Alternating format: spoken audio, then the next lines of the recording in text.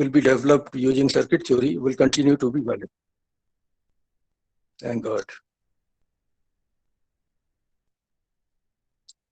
Parallel wire line is the simplest one, two wires running parallel to each other. Coaxial line, I've already told you several times, has a central conductor and an outer conductor. Waveguides are hollow pieces of metal. Microstrip line is a combination of dielectric and metal. It is the concept of integrated circuits transported over to microwave world. And optical fiber, I think you all know very well about. It carries optical signals. Now, schematic is what we need. It's the electrical schematic. Before we do any analysis, we'll have to look at the electrical schematic. Okay. I think I would move to the end of the document because figure 1, unfortunately, is at the end of the document. And let me talk about the schematic.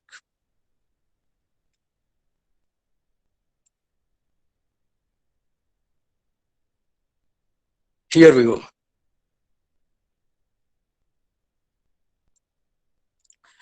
The two conductors, we are assuming two conductor line. Okay. Most of the concepts developed though would be valid for all kind of lines. Two conductors are being shown via rectangles, because if you take a cylindrical surface and take its projection on a two-dimensional plane, you will see a rectangle. This is the principle of engineering drawing. Okay.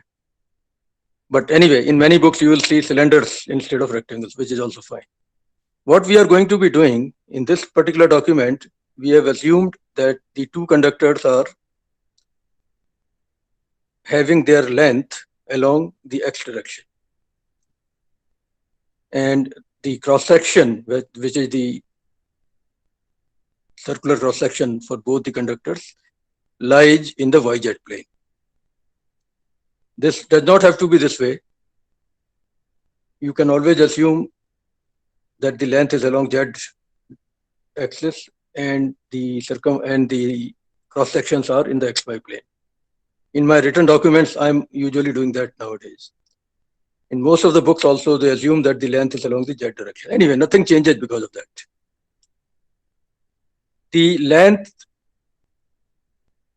is along which the signal travels. It is also customary to call that direction as direction of propagation. Input voltage will be given the symbol V1. These are phasors, okay? So e to the power j omega t type of time dependence is built in. It's not being shown explicitly. V1 is the input voltage, I1 is the input current, V2 is the output voltage. That means at the input, you will be connecting a generator. At the output, some load will be connected. Straightforward, common sense explanation.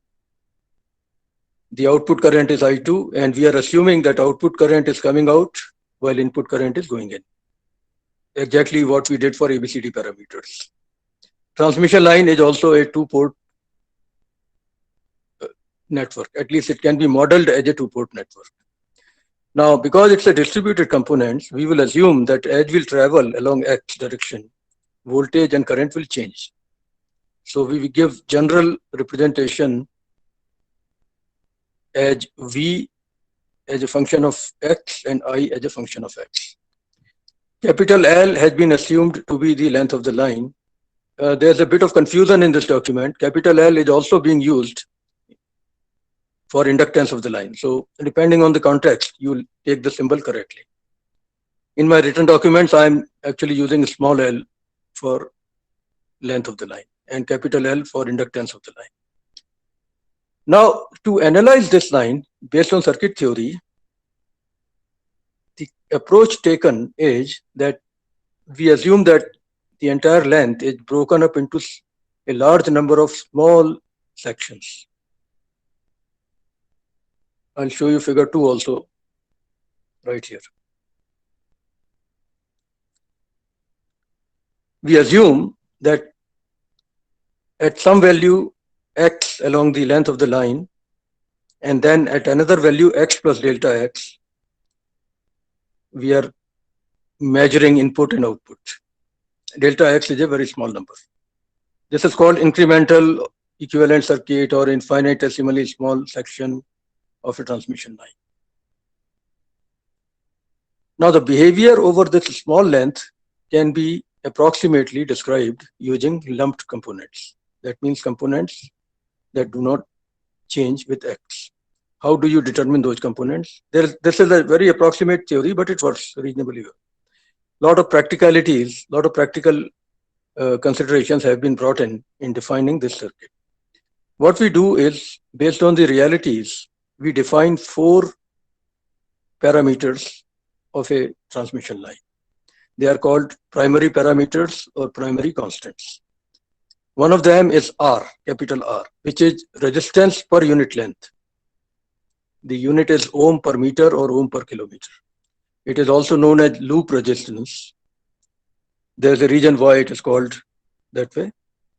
This essentially takes care of losses in the line because of the finite conductivity of the material with which you are building the conductors. That material generally is aluminum, especially for long lines, because copper would be very expensive, and gold, of course, will be extremely, extremely expensive, and it would be stolen anyway. If you are talking about power lines, which you see around you, obviously, even when they are made of aluminum, they are still being stolen. So aluminum is the most common material, especially for low frequency lines. For high frequency, of course, copper is preferred. Anyway, the point is, the material, whether it's aluminum or copper, it is not totally lossless. It has a conductivity which is not infinitely large. So that will introduce some resistive losses. That is factored in by using this distributed parameter, capital R, which is called loop resistance per meter or per kilometer. The inductance produced by the 2 wires and the mutual inductance also between them, it's all lumped together in a semi-empirical parameter called capital L, which is inductance per unit length of the line. Okay. There is a capacitance also that is formed continuously along the length of the line between the 2 conductors, because 2 conductors are at different potentials.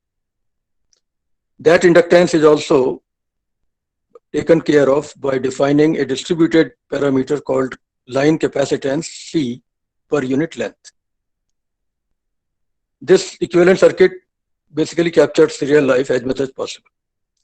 The 4th parameter is conductance or leakage conductance per unit length, capital G.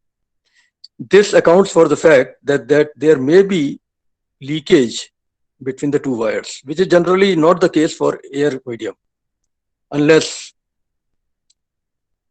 something very funny is happening, lightning, etc. But there are media other than air where G can be having a significant effect on the performance of the line. So these 4 parameters, R, L, G, and C, constitute the infinitesimally small section or the incremental equivalent circuit of a transmission line. Now, how do you calculate these parameters? That is what I'm going to show you next. And that is not in this document, but in some other document.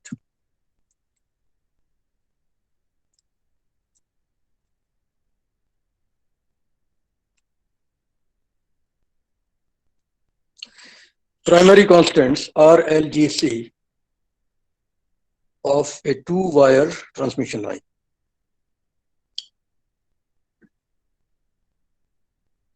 Suppose I have got 2 conductors of circular cross section. The diameter for each is 2a and the distance between them is capital D. Formulas have been derived based on basic laws of electricity and magnetism for all the 4 conductors. In fact, at the end of this document, the derivations are also given in a very long document, which I have appended to this document. But right now, take the formula as it is derived by researchers for us. The inductance per unit length is given by equation 1. It's an approximate equation, but it works. mu divided by pi multiplied by cos hyperbolic inverse of d by 2a. I'm sure you know hyperbolic functions. If you don't, just look up. They cos hyperbolic of x, I think it's e to the power x plus e to the power minus x divided by 2. Cos hyperbolic of, sorry, sin hyperbolic of x is e to the power x minus e to the power minus x divided by 2. But look it up, okay? These functions are available on a calculator. Even the cos hyperbolic inverse function is available on the calculator.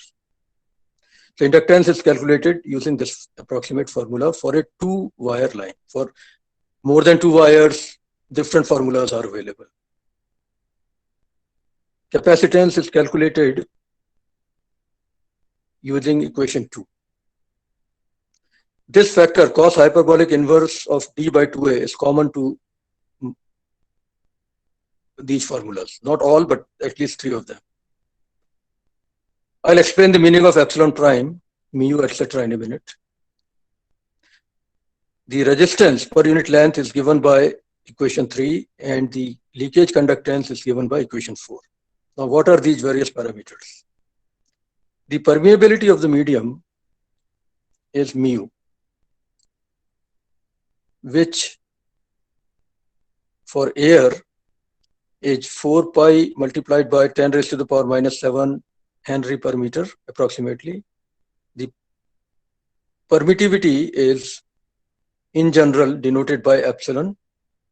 Now, later on in this course, it will be proven rigorously that if a given medium or a given material is lossless, both mu and epsilon are real numbers. But if the medium is lossy, then depending on whether it's magnetic loss or electrical loss,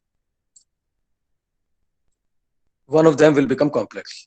If there are magnetic losses and electrical losses both, then both mu and epsilon will become complex numbers. So for lossy media, mu and epsilon in general are represented having a real part and an imaginary part. For epsilon, we write the real part as epsilon with a prime sign, and we put a minus sign for some regions that would be clear later in the course. Real part is written as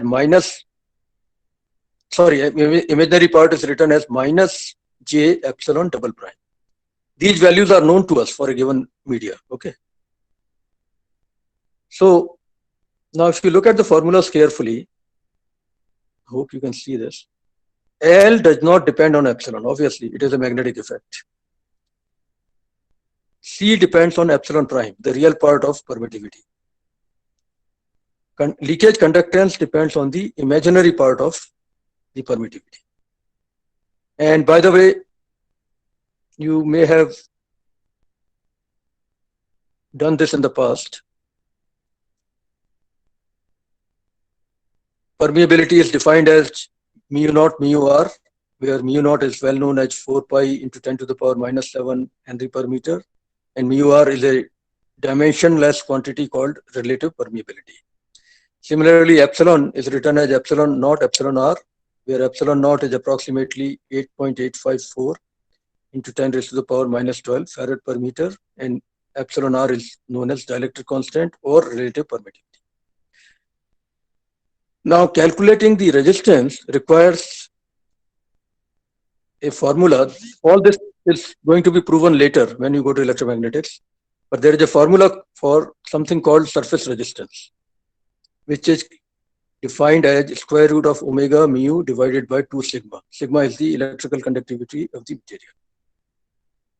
An associated term, which will be taught to you anyway sooner or later, is skin depth of the material, which essentially tells you how far an electromagnetic signal travels inside a conducting material before it dies. Okay. Skin means most of the field is concentrated around the skin of the material if skin depth is too small. But anyway, even if you don't understand skin depth concept too much, it's okay. RS can be calculated without using skin depth formula also. Omega is 2 pi f, mu will be known for the medium, sigma is given to you for a given set of conductors. So you calculate RS. And once you calculate RS, you use equation 3 to figure out R. This is how the calculations are done. Now, it is good to have these formulas, but as engineers, you have to learn to appreciate the value of real life numbers. That's why I have done a sample calculation. This will give you an idea of the kind of numbers you expect in real life for these four primary constants. I'm looking at an overhead transmission line, which is all around us, operating at 50 hertz. That is the frequency at which power lines operate, in this country at least. The two conductors are built of aluminum, for which the conductivity is given as 3.816 multiplied by 10 to the power 7 Siemens per meter. The diameter of each conductor is 1.5 centimeter. The distance between conductors is 1 meter, and the length of the line is 100 kilometers. Okay. Now, our objective is to draw an approximate equivalent circuit for this line, for which we can calculate ABCD parameters, Z parameters, Y parameters, etc. And that equivalent circuit should contain only lumped components. How do we do that? First step will be calculate RLGC. Second step will be multiply those values by the length of the line. And third step will be, wherever necessary, convert inductance and capacitance to reactance values, and then put the circuit together. R and L will have effect in series. G and C will have effect in parallel in the equivalent circuit. So let's see the calculations. This is air medium. That's what we have been given. Okay. So mu is same as that for air. Actually, this value of mu and also the value of epsilon prime, ideally they are good for free space. That means vacuum. But for air, they are reasonably close approximations. So we keep using them for air also. For air, there is no leakage under normal conditions. So we will assume epsilon double prime to be 0. Now, loop inductance formula is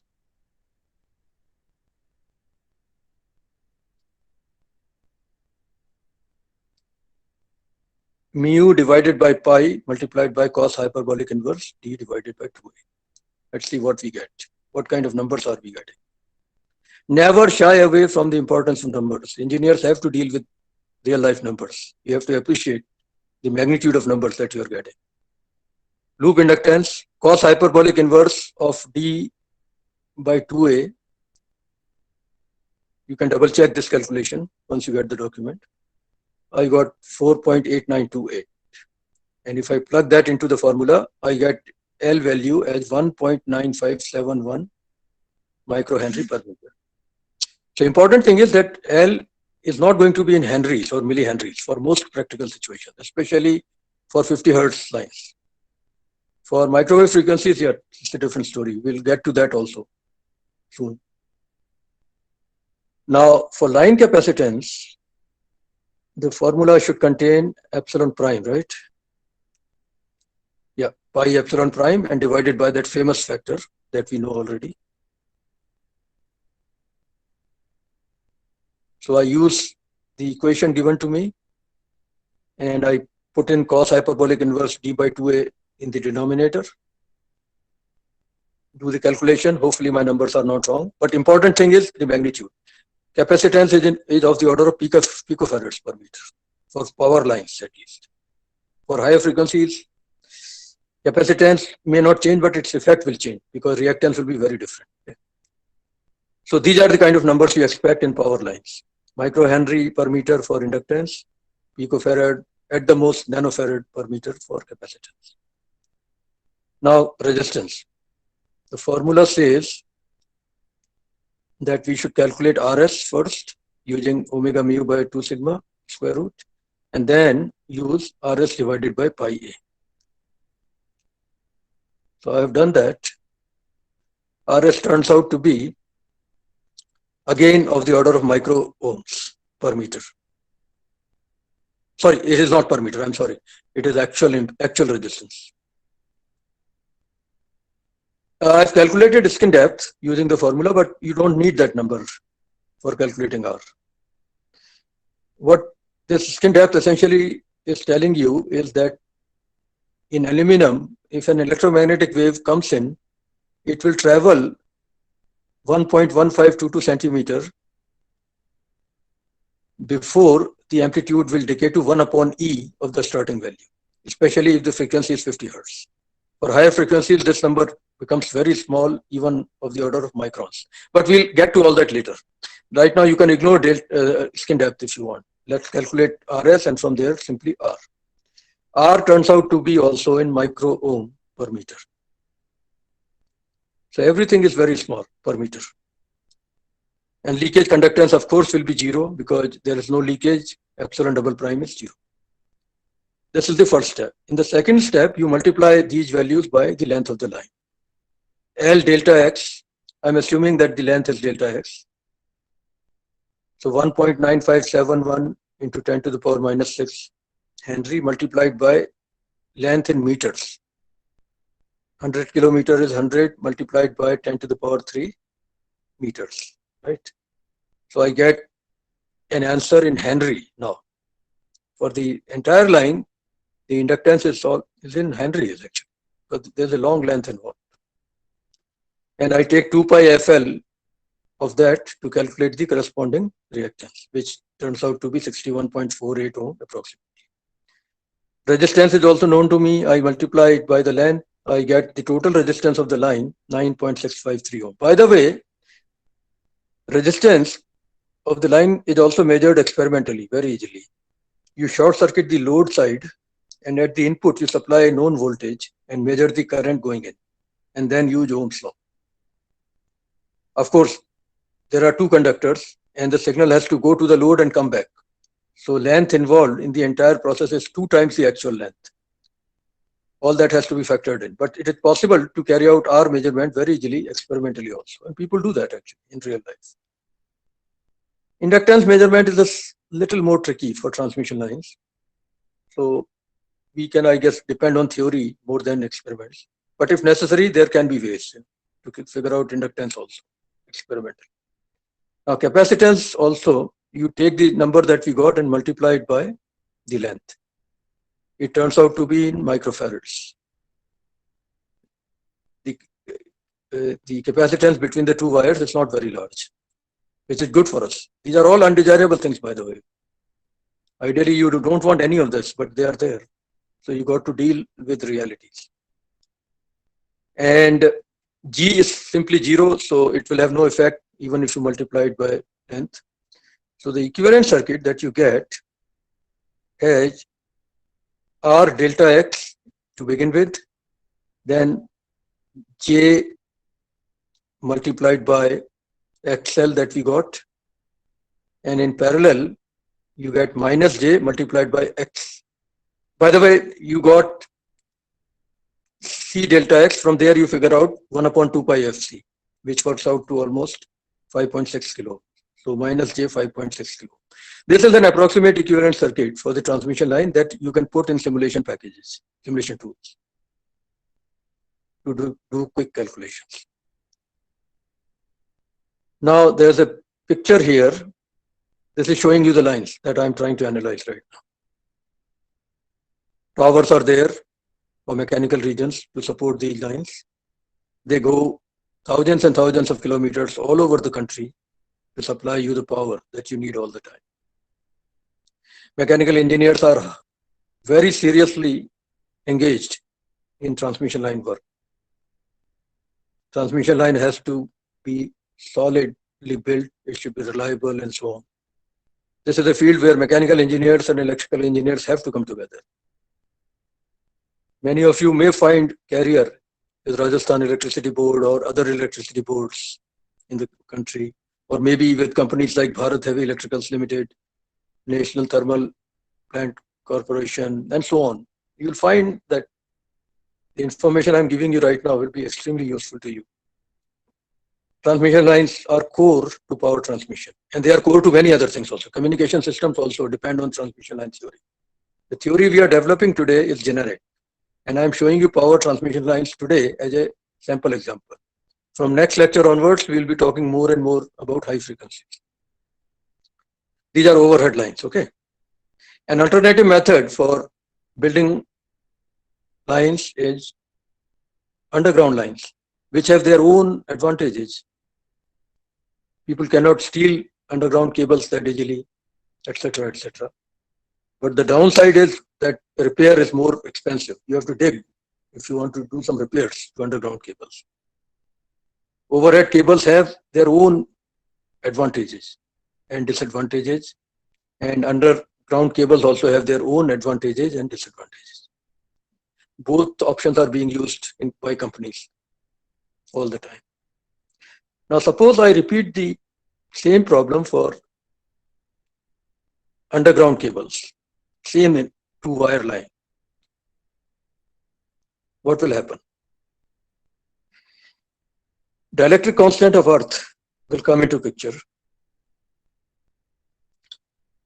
I looked up the value, approximately it's 51.5. It depends on a lot of factors anyway, but this is a reasonably close approximation. There is an associated concept for lossy materials. It is called loss tangent. You will be taught this later in the course. Right now, just take it from me that this value is simply the ratio of epsilon double prime divided by epsilon prime. That means the imaginary part of epsilon divided by real part. So that value is also given to you for Earth, which is around 0.2. These values depend a lot on humidity, temperature, etc. But these are nominal values essentially. Suppose I have this new situation. What will happen to calculations? Mu would still continue to be mu naught. We will ignore any magnetic effects in Earth for this particular case. So there will be no change in calculating L. You will still get the same number that we got in the previous problem. For capacitance, if you look up the formula, it was depending on epsilon prime.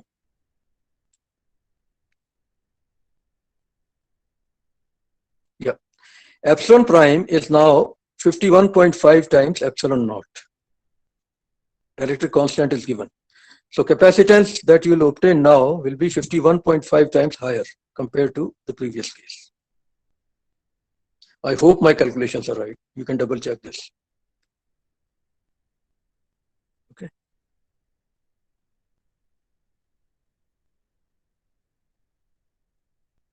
But it is still in picofarad per meter. It's still not large enough. Even underground cables will have very small capacitance. Loop resistance, again, I don't think it will change because it depends on the conductivity of the material that we are using for building the conductors. That does not get changed much, even for underground cables. So you should get almost the same answer. Now the last parameter, G, is not 0 now, because G involves epsilon double prime, which now is not 0. For air it was 0, but for our case with underground line,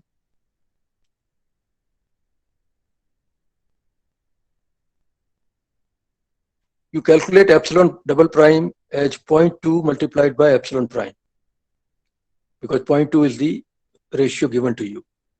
Okay.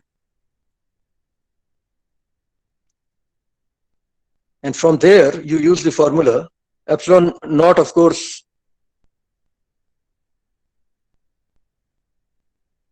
Just 1 minute.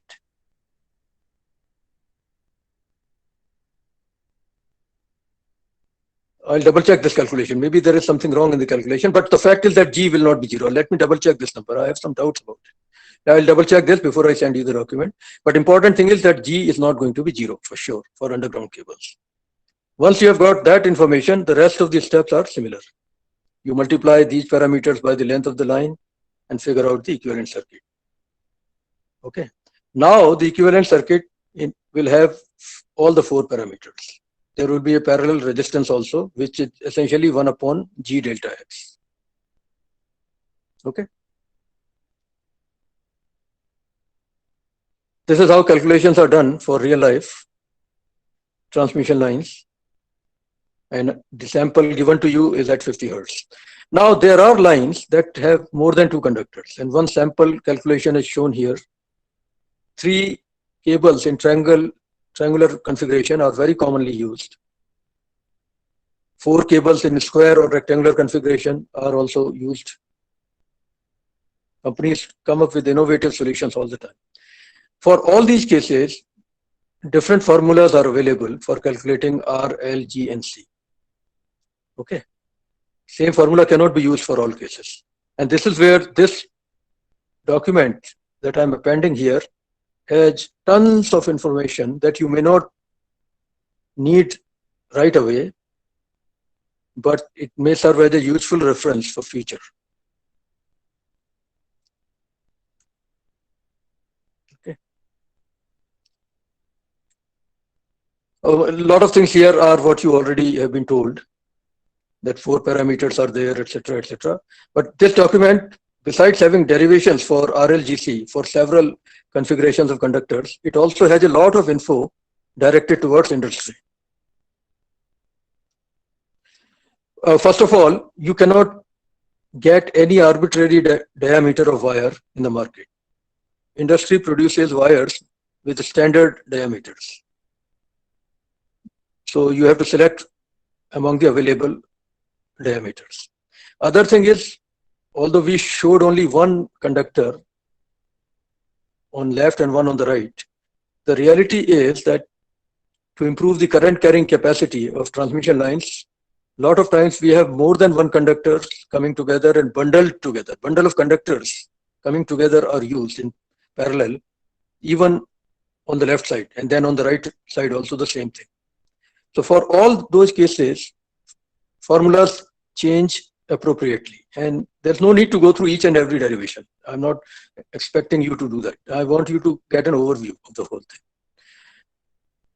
The other thing is that, instead of having solid conductors, you can have several conductors coming out, each having a smaller cross section. This is called strands. Several strands coming out rather than having one diameter. Several small diameter conductors coming together to form a bigger conductor. Okay, for that also they have derived a lot of formulas here. Yeah, these are the 4 possible geometries for conductor configuration: 2 wires, 3 wires, and 4 wires. 2 is most common, 3 is also very common, and 4 maybe it's common in many cases. Current carrying capacity, etc. formulas are around to take care of all that. A lot of the formulas that we were using are actually derived in this part here. Basic law and Faraday's law, Ampere's law, etc. are used to calculate the magnetic energy and electric energy stored in the system. And then you know that from circuit point of view, the electric energy is half CV square. So comparing the two results, we get C. Magnetic energy is half Li square. So we compare that to get L. For calculating R, we calculate the total power dissipated and then use Ohm's law to figure out R. And for G, I've forgotten, but there is a similar approach to figure out G formula also. Important thing is that a lot of info is available in this document, which is a very big document. I don't expect to complete it today, but I'll send it to you anyway. Now, besides electrical portion, which is a lot here, of course, sometimes, lines change direction for practical reasons. This is called transposition. In that case, formulas change. Capacitance formulas are also given in this chapter. I want to go to mechanical parameters quickly so that you appreciate. Yeah, bundle of conductors has got a different formula for capacitance for sure. You can expect that. Earth's surface for overhead lines, we are ignoring its effect, but supposing it's a serious issue, then there are formulas that have been derived based on electromagnetics to take care of that also. Long formulas. Usually simulation tools are also around to help us analyze transmission lines. Those tools take advantage of all this information. Lot of practical cables available. These are all aluminum cables. obviously, because copper cables for power lines are simply not possible. They will be too expensive. This info is more for industry people than for you, but be aware that standard cables are available. Standard wire sizes are available. Okay. Now, besides this, I think this chapter is done. Now, the other thing is, in real life, the wires don't run in a straight line. Okay, they change direction as well as they sag because of gravity. And that effect, although electrically it's not that important, but mechanically, suppose sag becomes too large, the conductor can touch other objects, which will create serious accidents. For that, mechanical engineers have done a lot of calculations. The sag is modeled as a parabola, and maximum possible displacement from the horizontal line is predicted using equations. We try to keep it within the safe limits. Even if sag is too much, the line will not touch anything. That is the expectation. The towers are generally built high enough anyway. Trucks, they carry a lot of things which are projecting upwards, and that is the biggest danger we have for transmission lines. So we assume the worst case scenario, keeping those trucks in mind, and we calculate the worst case sag and try to maintain a safety distance between the two. This is more for your popular information. You don't have to remember any of this, not the mathematics at least. Okay. Other thing which is important only in parts of this country is the effect of snow or ice actually. When ice falls, it accumulates around the conductors. That changes the diameter, effectively speaking. So effective diameter formulas are available for calculating the effect of ice on the performance. On top of it, wind effect is a must for real life situations.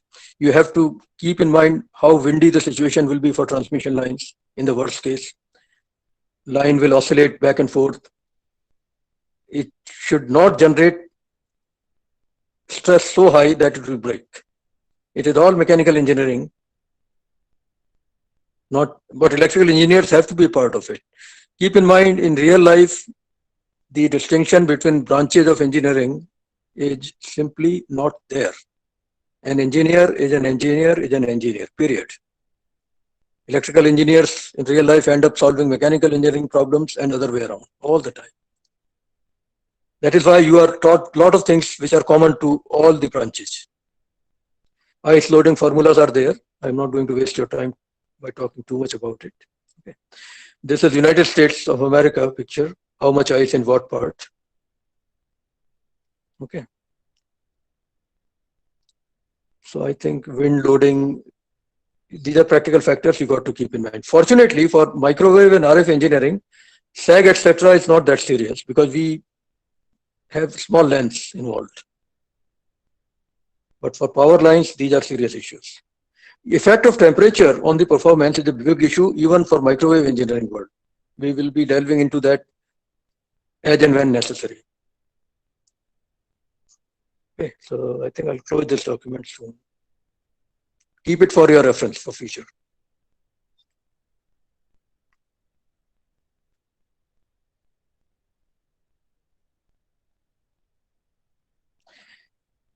Oh boy, this is an ongoing. I think I'll stop it. It's too long. Okay.